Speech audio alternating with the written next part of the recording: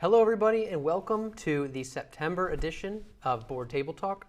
We are here in the brand new RCTV Steve Bonnet's TV studio. I'm here with Erica Hermans. The last time we had met was May, so there's quite a bit to get up to speed on, and that we'll cover in today. But how are you doing today? I'm doing amazing, and I am in love with this studio. I can only imagine how you feel being the first take.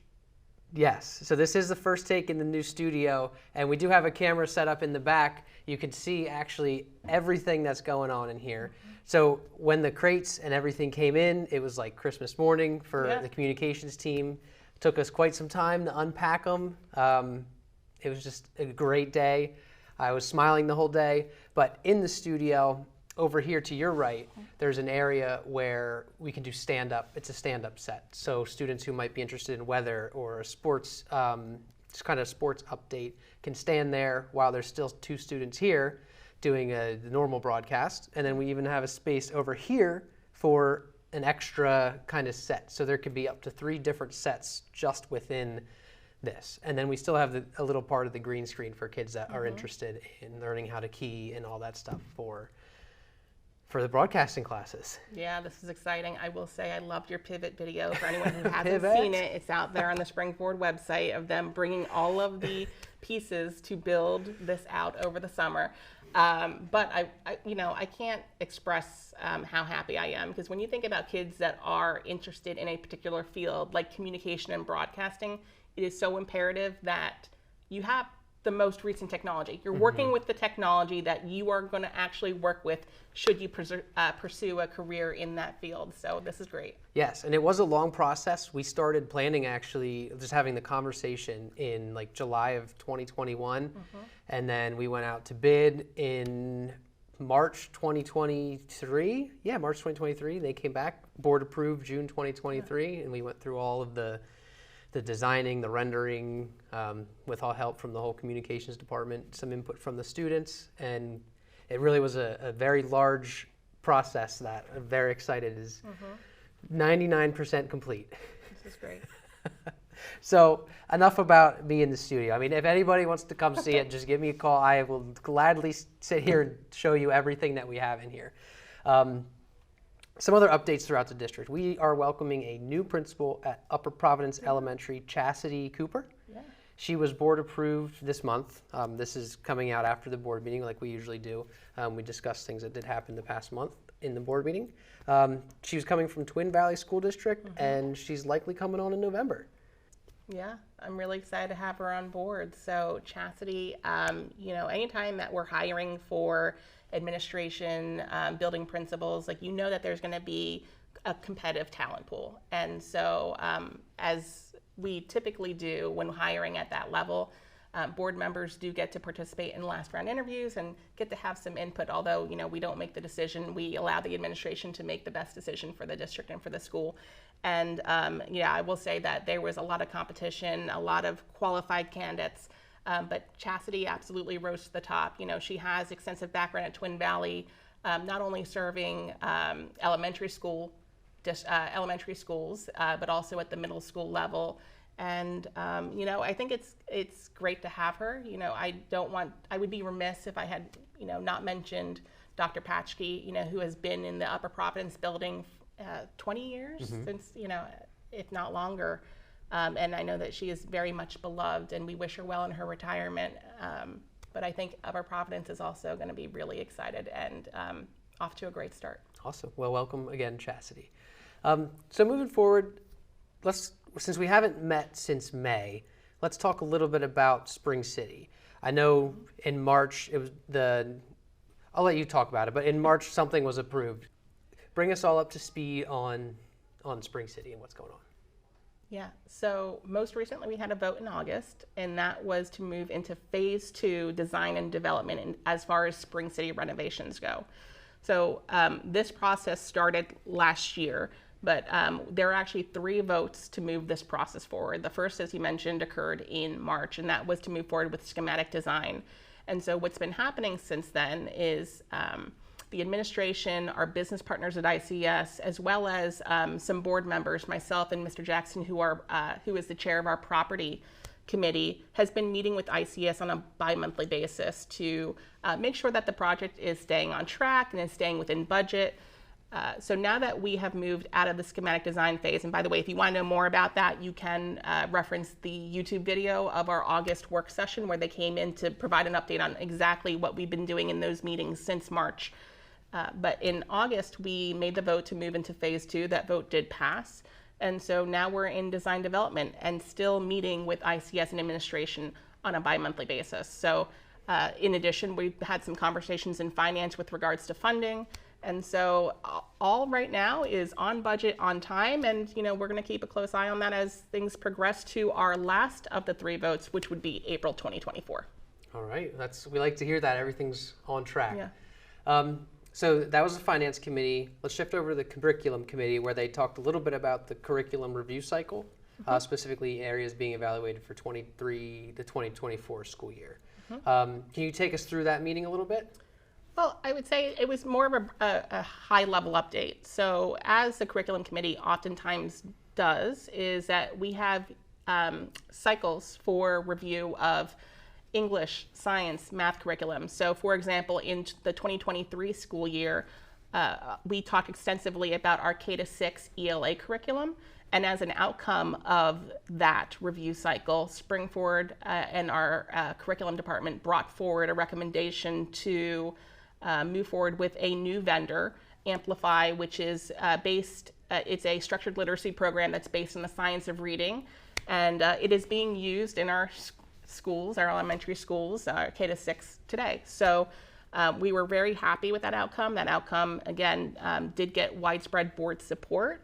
We're going to be doing the same thing on 5 to 8 math, science, physics, social studies, grade 9. So there's a lot that the curriculum department is going to be looking into, and if a change needs to be made, if at all. Okay, so continuing with curriculum, they had a civics assessments update. The classes in which it's administered in, U.S. Government and the Global World, U.S. History AP, World History AP, U.S. Government and Politics AP, Human Geography AP, Psychology AP, Macroeconomics AP. The total number of students who took the assessment was 564. Total of students who passed, 553. And the total number of students achieving 100% on the exam, which is impressive, 82. Yeah. And the grade levels in which this was administered was grades 11 and 12. So when you hear that data, what do you think?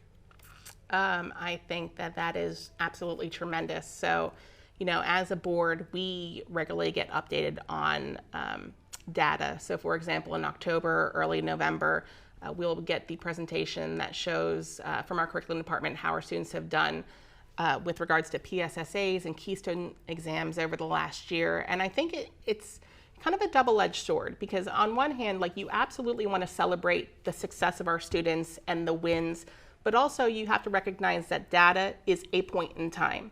And a point in time doesn't always tell the entire story. You want to look at things like trends and growth and especially when you're thinking about making those strategic decisions on how to move forward with curriculum. And so, it's a double-edged sword in that, absolutely, this is just one example of how I know our teachers and our staff and our administrators are working to really achieve that mission of cultivating academic excellence. And, I'll be looking forward to the November presentation where we see data on assessments and exams at a much more broad and strategic level.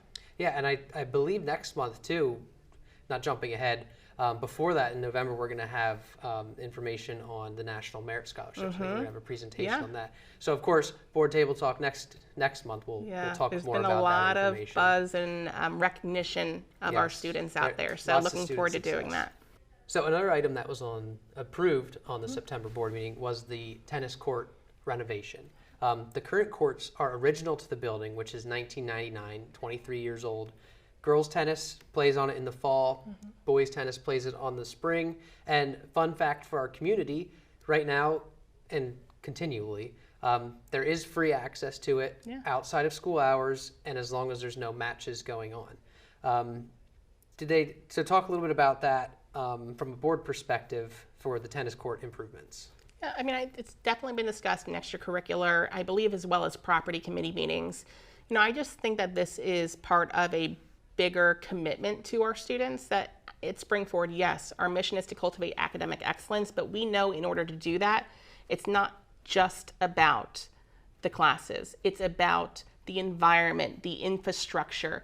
It's about making sure that our students have the materials that they need to thrive here at Spring Forward. And when it comes to an extracurricular like tennis that is done year-round for our students, like you really want to make sure that it's safe, not just for them, but also for our community members that do take advantage. So it has been discussed in committee, and again, really, it was a pretty easy decision when you think about how long the tennis courts have gone untouched in the district, right? It needs to be addressed. Yeah, absolutely. And I'm looking forward to see the new tennis court, what it looks like. Yeah. Do you know if they're going fun colors like blue and gold? I big will leave ram that in up the to middle? Mr. Miscavige. We'll have to have him on when it gets Yeah. closer. So continuing with athletics, and our last kind of topic for the day is homecoming. We are recording this on Thursday, September 28th. So tomorrow, pep rally, powder puff. Yeah. The parade Saturday morning starting at 12, be on RCTV. The football game on RCTV, and just the dances and the whole weekend, Spirit Week, everything culminating. Talk about it a little bit from an out board member's perspective of the whole Spirit Week. It's just a buzz in the air that you generally don't get too often. I mean, you get it towards the end at graduation, but like for an early start to the year, like there's no better event to look forward to than homecoming. So I have seen the crazy socks in the 8th grade center. I've seen the look-alike pictures on the website and from families that have students in the district, and it all culminates to what happens on Saturday. So I really do hope that the community will come out, join us for the parade. There are all of our clubs, our organizations going through Royersford Borough, tossing candy to the kids. It's a really heartwarming feeling. And, please stay for the game against OJR. We have SFEA who does their traditional community lunch. So it's just really about camaraderie in the district, and it's a great event to partake. So please come. And I do think I heard Rowdy Ram might be making an appearance Rowdy during the parade.